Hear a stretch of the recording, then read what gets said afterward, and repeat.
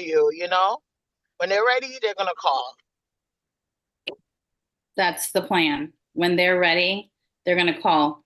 But it's also the plan that you are intentional about your follow up and the relationship moving forward.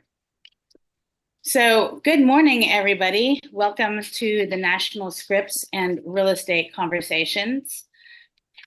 I am Bernadette Hurley, your resident real estate coach, here to kick you off this Thursday morning. For those of you just joining, welcome to the group. And for those of you who are watching on the Zoom call, wondering how do I get into this? When watching on the Facebook page, how do I get into the Zoom call? Simple. Just log into scriptsjedi.club and that'll take you to the link of how to get onto the Zoom call for you to register. So good morning, everybody. We have a pre-show that took place. That pre-show starts at 7:15 and we launch our real show here at 7:30. So today, I want to start with a conversation that happened with one of my clients yesterday on leasebacks. Leasebacks. I know that some of you guys have some experiences with some leasebacks. Many, we hope, are wonderful, but there are some that can be disastrous. And so let's talk about that really quick. Anybody against leasebacks?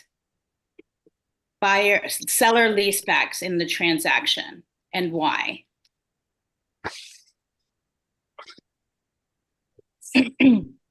Gloria, you had your hand up earlier. Do you have a comment on leasebacks? Oh, you're muted. I'm not against them, but I am aware of a seller who and they had a person who was with them for 11 years, and the person missed one payment at the very beginning of COVID, and the seller took that opportunity to evict them per their terms and sell the house for, a lot of money. So that's the only negative I have about it. But I have sold some lease purchase properties, and one client has actually purchased the property back from the company. Okay. That's a great example. Thanks for sharing that. How did it all pan out? Well, the seller, who was the owner of a property, because he was selling it for sale by owner, was trying to get the listing, but he was, I think, just looking for another opportunity to find a buyer in that situation. So he evicted those first people and actually did sell it to someone, but that person eventually sold 2 years later, so he didn't do that again to someone else, at least not on that property. But with my other client, and this was my client, the other people I didn't know, but my actual clients, they did purchase a lease purchase property from a major company that I don't want to say because it was a difficult time dealing with them, but they were able to purchase back the property from them. Okay. So it's pros and cons.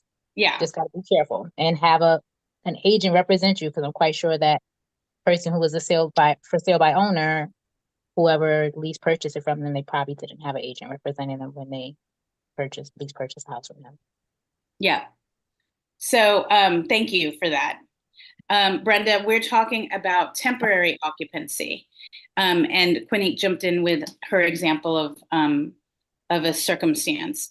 And so I'm talking about the temporary occupancy when a buyer purchases from a seller and the seller needs a little bit more time to occupy the property before giving possession. So I'm going to share, I'll share two circumstances. One is with no deposit and one is with a deposit. So the no deposit was supposed to go great. And upon move out, they had this big planter inside on the hardwood floors. And it hadn't been moved for the inspection. It hadn't been moved at all until move out, 2 weeks after closing. When they finally moved it out, they found that there was this big stain on the wood floors. And the buyers, of course, were angry because they would have seen it had the house been vacant. So that created a lot of problems well beyond the close date. The other is when you issue a deposit on behalf of the seller to the buyer, that deposit then becomes subjective of whether or not the seller is going to receive 100% of that deposit back. And that is where the buyers can get a little bit picky, especially if the negotiations didn't go their way with the original purchase. So I want to find out what are you guys thinking about everything? Can I say something? Let's raise your hand. Raise your digital hand first. Let me go to Gloria. You had your hand up earlier. Yeah, I did. I was working with a buyer on and the seller's lease back, but my buyers had taken photos of the things that were important to them, and one was the chandelier in the dining room. And then when the sellers moved out, the chandelier was gone. So, you know, we did not have enough of a deposit for that chandelier.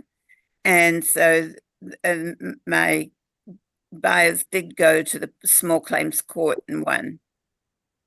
But, you know, you need to have sufficient of a deposit to cover anything that might be important to you, but also if you're working with the buyers, to be sure to take photos of things that are important to them.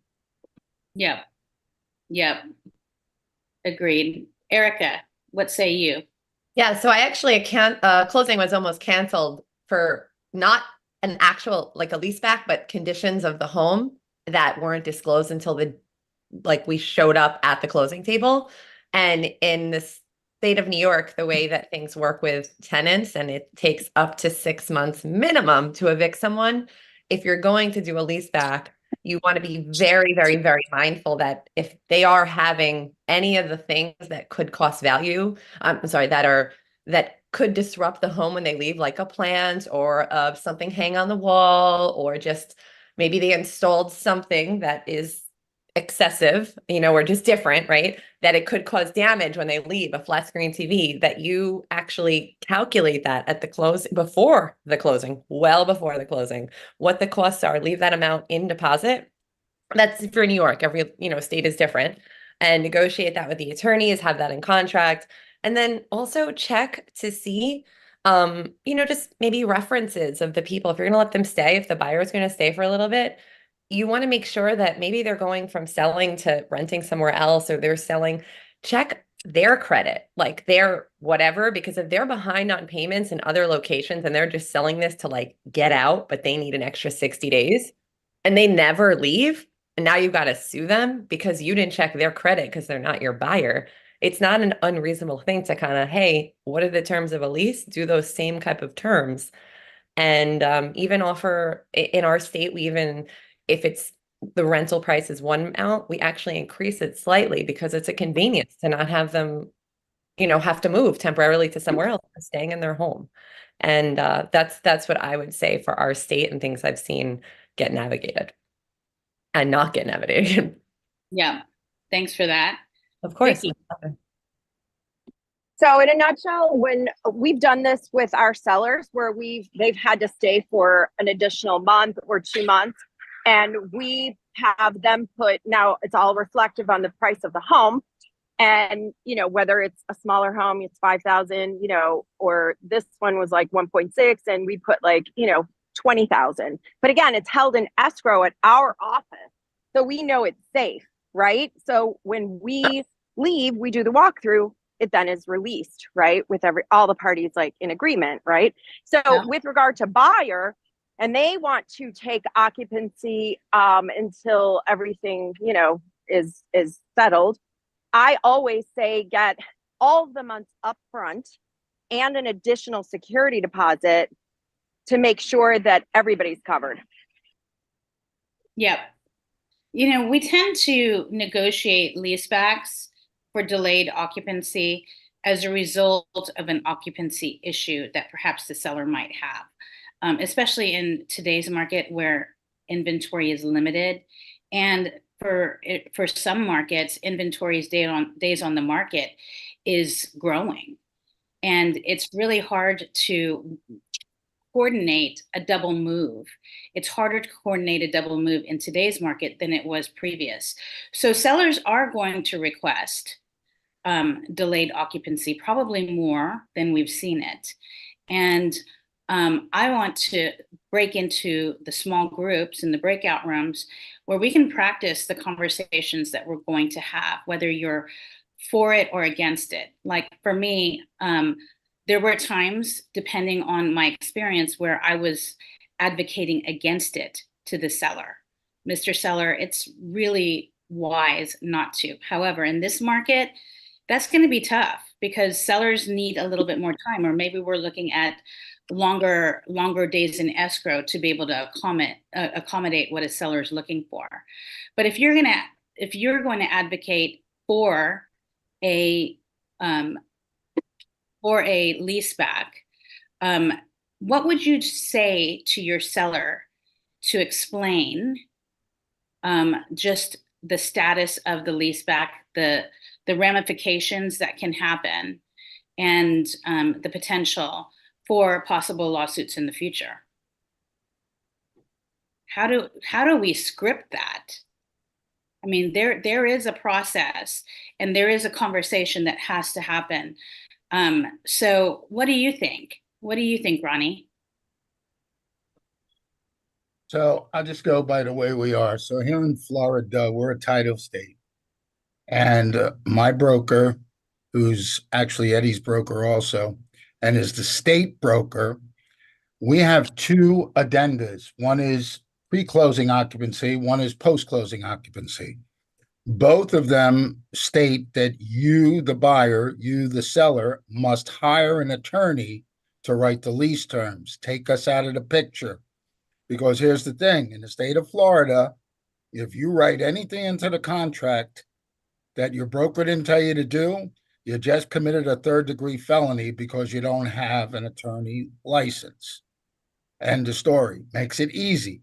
If my buyer wants to do post-occupancy, pre-occupancy, the seller wants to do it, fine. The verbiage is this. That's outside the state of my that's outside the scope of my real estate capability. Please consult your attorney. Love it. Donna Gilbert, you were jumping out of your seat for joy. Ronnie's the smartest person that I know. Oh, stop it. You know, it's funny because I talked about the code of ethics Excellent. yesterday, and that's one of the things we talked about is doing things that are outside of the scope of our license. Practicing law is one of those things.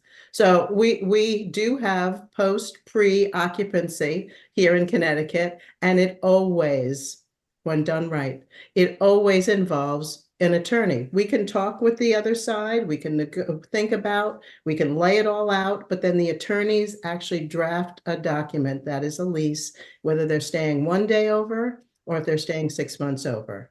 And that takes us out of it. How do I feel about it? You know, I tell them, you know, all the things that can happen on a normal closing. You know, there could be a spot, but all of these things have happened to me. A spot behind the refrigerator that nobody knew about until it moved. The chandelier has been missing. Oh yeah, hello. Painted the floors everywhere except under the bed. When they moved the platform bed, breakage on moving out. All of these things can happen whether they move out the day of closing or they move out 6 months later. And, you know, we don't have the knowledge and the skill, and we're not licensed to draft documents to address all these things. So we just leave it to the experts. Love it.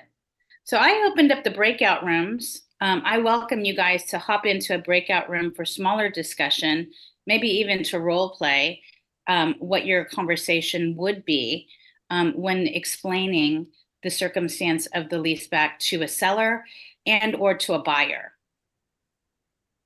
And that's open. Feel free to hop in if this is your first time joining. Breakout rooms are below. Just choose one and get to know this community. It's an amazing community. And sorry to open up some wounds here, because for those of us who have been practicing for a while, like I saw Donna start gathering her list of all of the things that had happened to her in the past. And there are many things that can go wrong with a leaseback. And I love Ronnie's suggestion of bringing an attorney. There are promulgated forms in most states regarding the leaseback. However, even within what is stated in the form, there are just plenty of things that can go wrong. Hala, hi. Yeah, good morning from Connecticut. Like Ronnie and Donna said, and always I done it many times during this market, tight market, the last 3 years.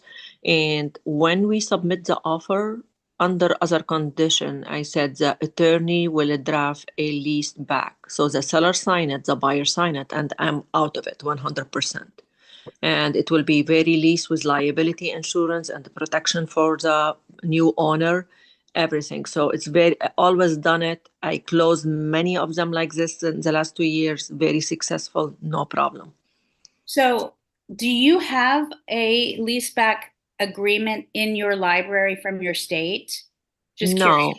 No, Okay. I don't know. But my offer under, like when you put your contingency, it's one of the contingent that the seller attorney and buyer attorney will draft a lease back. So I am out of it 100% because it is a big liability for us. It is. And I have an attorney who draft like 3-4 pages lease back. I know no way I can put a line of this language. Okay. So in Connecticut, I'm hearing that there is no promulgated form. In Texas, there's a promulgated form. No.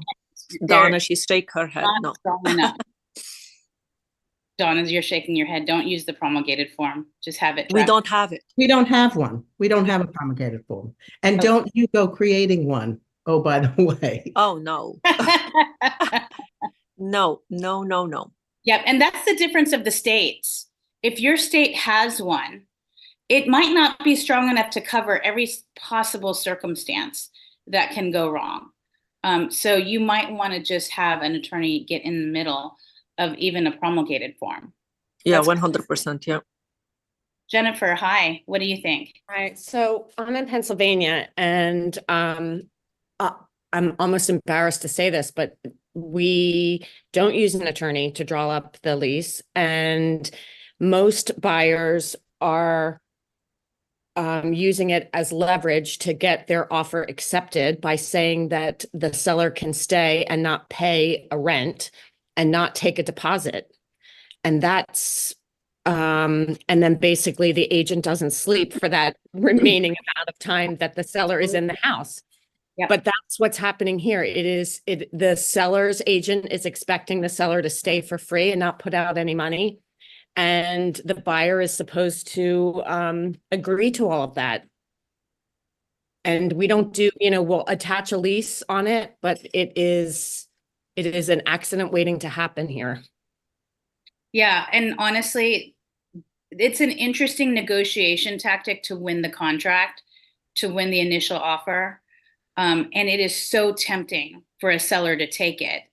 And this is where the conversation is really important, that if you are in a state where that has become a negotiation tactic, what do you say to your seller?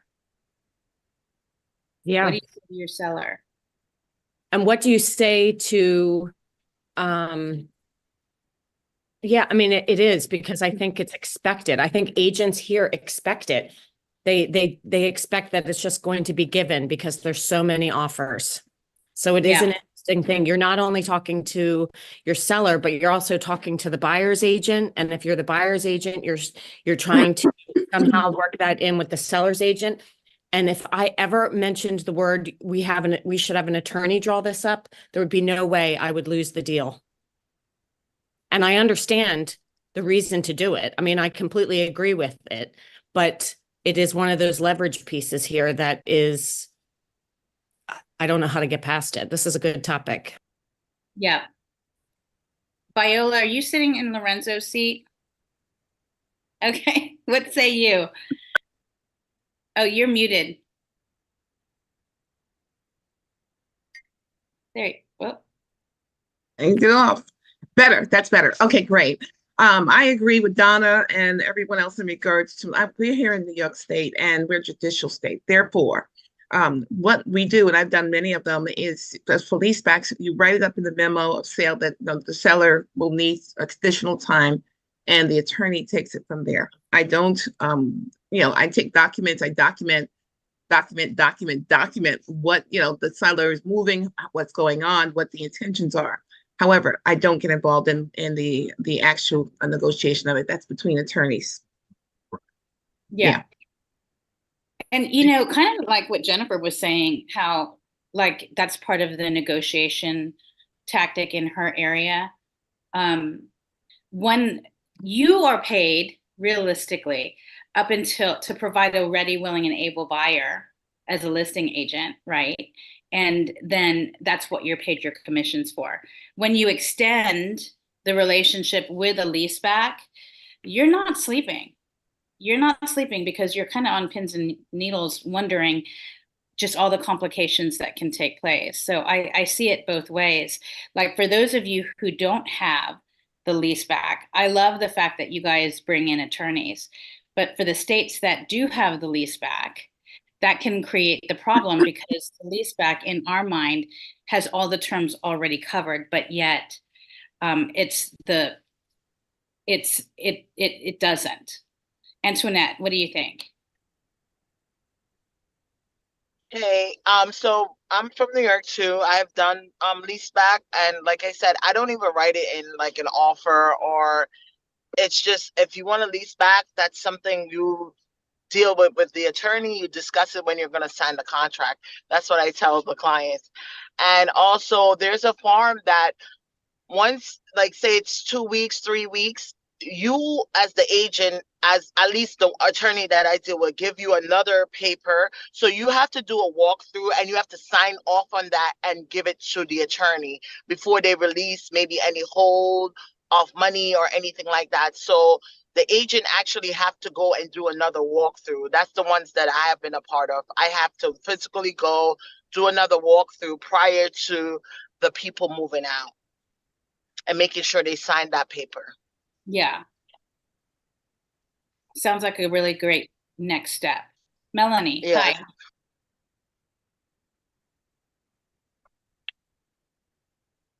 Melanie, you there? Sorry, mute button. Yeah, so we don't have a form, but it's done on a blank addendum. And I'm sorry, we do have a form, but you can also, improve the language on a blank addendum. So because we're a settlement state, I do go to my preferred title or settlement attorneys and get them to approve language and run that through my broker. And usually, I get so I get their sign off on the language to be used. And so far, hands crossed in prayer, so good. So far, so good. Yeah. Thanks for sharing. Heidi, what say you? So I'm in Michigan, and it's interesting because we have everything from nothing in a contract to every brokerage has their own purchase agreement. So they can write them up in any way. It's very fun. So you have to really, really read everything. Sometimes it's one line on occupancy. Sometimes there's nothing. Sometimes it's written in. Because of that, my office does have a 3-page document that we sign, and for when I submit an offer, but I usually always try to have the buy sides do that even when they bring an offer on their own. But I think the biggest thing too is like setting the right expectations and make for everybody when they're going into this. And I have my clients, like if they are buying, we do a final walkthrough before closing and then after occupancy. And if there's anything that they see that's a concern, we handle it there. We can take some like video or pictures if we need to, just to show what the condition was. Same thing for my sellers. I have so many times that people do not do a walkthrough before closing. And I think it's crazy because I'm like, if you're buying the house, you're buying the house as is, closing on it saying you're fine with the date of closing. So now it becomes a very gray area. Did something happen before closing or did something happen after closing? So I have them do a video as well. If we don't have a final walkthrough scheduled by the buyer, I have them take video of the condition of the house as of the day of closing. That way, if we ever have any issues, it's like documented as to what everything was. So I personally haven't had any issues, but I also am very careful about that because I know stuff can come up all the time. So. Well, and thanks for sharing. Learned a little bit about Michigan real estate today. It's the Wild West, yeah. So crazy. Valerie, what say you? No one's mentioned this up till now. If the buyer is getting a mortgage, an owner occupant mortgage, that seller better get out of there in 2 months, or else that actually invalidates the mortgage because they are not abiding by the terms. So that's another complication. Thank goodness I have not been in a situation where I had to deal with that. And I would most certainly turn all that over to an attorney if that were the case. New Jersey is like 2 different states. We are a title state, but we have attorneys as well. If you're in North Jersey, which is anywhere Mercer County and north, agents just throw everything at attorneys as soon as they get under contract, and it's like, that's it. In South Jersey, I confess that when I first started doing real estate, wild, wild west, people didn't use attorneys. Now I have learned, because guess what? There's nothing more chilling than somebody walking into your office with a summons or whatever the heck that is. Yeah. You're being run. That is not fun. No. Yeah. So, Valerie, have an attorney do it. And especially for us, it's paragraph 43, additional contract provisions. There's a big blank right there. An attorney said, don't you be putting anything in there. Yeah, Valerie, I had put that in the chat earlier about that 60 days, because if it's a primary residence loan, then they have to take occupancy within 60 days. That's, imperative. Yeah, you can't be playing around with that. That's has to be 59 days, because when you hit the 60th, you have to have a lease agreement. At least in North Carolina, 59 days is it. Like most of the loans, like if it's a Fannie, Freddie, kind of, normal kind of loan, USDA, they have to take occupancy within 60 days of closing. So yeah. And so if you guys are in the room today and listening, if you're unfamiliar of what a leaseback is, take this opportunity to speak with your broker to find out what you should do. Every state's different. You've heard conversations from all across the country. This is about you and your state and how your broker would want you to handle it. There are circumstances that can happen, and that was really the point of this conversation, was as we start coming into the busy season, we're going to probably start seeing leasebacks in the negotiations and in the offerings. So take this second to skill up, learn, figure out what you're going to say and what your next steps are going to be. Keith, close us out with a comment on this. Oh, I'm sorry. Thank you, Bernadette. Actually, just to piggyback or to springboard off of what Valerie and Denise said, that they were the only 2 that, from what I heard, had any type of solution base for the client. I have yet to experience a lease back, but I have very strong feelings about it. I also have strong feelings about single family rentals as investment properties, because the bottom line is once you take that on as a buyer, you are subjecting yourself to any circumstance that the person you're allowing to live in that house may experience. And you do need a way out, because you are paying for, and will continue to pay for a property that you don't live in, that you're not collecting rent for. And what do you do now? Yeah. Right. So other than try to blame me as your realtor. And that's not going to happen. So one of the things that we do here, and I know we're short on time, is that of course you have the lease amount that, they say they're staying 2 days or a week or whatever, but then we normally charge a very substantial security deposit. So most sellers don't want to lose that money. They say they want to stay 3 days, but you charge them $5,000, $10,000 as a security deposit, and then the buyer has to release that. So if they take chandeliers and all that, like they're not getting their money back. And most of them really want the money back, and they probably need it to move into the next house. Yeah. So that's circumvent them. Still, lots of problems can still happen with all of that, even with the big deposit. So start thinking about this, guys. I'm going to put my email in the chat one more time, just to talk about Action Coaching. We're the marketing, and we address the marketing and the systems arm of your business. So if you look at your CRM and you think, gosh, the CRM needs help, I need help organizing my contacts, then you're the ideal person to come join Action Coaching. So my email's in the chat. Just shoot me an email. Thanks so much for your contributions today. Lisa Perlman, take us out. You've received inspiration. Now go put in the perspiration. Woo! Thanks, Bernadette. Thanks. Have a blessed day, everyone. Have a great day, everybody. Bye. Have a good day. Thanks, Bernadette. Thanks. Thanks, Bernadette. Thank you. Bye-bye. Have a successful day, everyone. Bye. Thank you, Bernadette. You're welcome. Thank you. Have a great day, y'all. Bye-bye. Excuse me, when is the Have a next great day. class? Measure what? Sorry. When is the next disc class? I want to take you 2 days disc class. That's coming up, I think, on the 12th. Oh, it's 1 day or 2 days? Can you send me 4 days. It's 4 days because they cover the D, the I, the S, and the C. It's 4 days. It's 4 Mondays in a row. And the recording is available. Okay, so shoot me an email and I'll send you the information. My email's in the chat. I can put it in one more time. Okay, thank you. Ronnie, what's up, bud?